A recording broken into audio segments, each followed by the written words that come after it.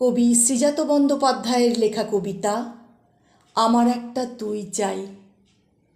আমি একটা তুই চাই, একটা সত্যিকারের তুই চাই, যে জানবে আমার পুরো ভিতরটা, জানবে আমার লুকানো সব দোষ, আমার বদমাইশি, আমার নোংরামি, আমার কলঙ্ক, যে নিজে থেকে আমার ভুলগুলোর অংশীদার হবে, আমার পাপগুলোকে অর্ধেক করে লিখে নেবে নিজের খাতার প্রথম পাতায়। আমি এমন একটি তুই চাই, যাকে আমি নির্দ্বিধায় উপহার দেব আমার সব অনিয়ম, আমার অপারগতা, আমার বদভ্যাস, আমার উচ্ছৃঙ্খলতা।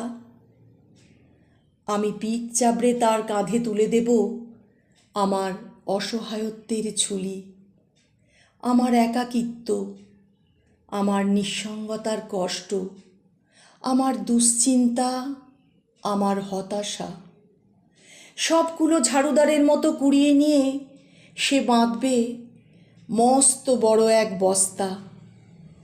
তারপর কুলির মতো মাথায় করে বয়ে নিয়ে যাবে সেই সব অভিশাপ, আর হাসতে হাসতে বলবে, ভীষণ ভারী রে, কি করে এতদিন বইলি এই বোঝা। তারপর ঠিকানা ছাড়া পথে হাঁটতে থাকবে অসীম সমুদ্র পর্যন্ত। সাগর পাড়ে এসে প্রচণ্ড শক্তিতে ছুঁড়ে ফেলে দেবে সেই বোঝা। ঠিক সাগরের মাঝখানে হারিয়ে যাবে আমার সব অভিশাপের ঝুলি।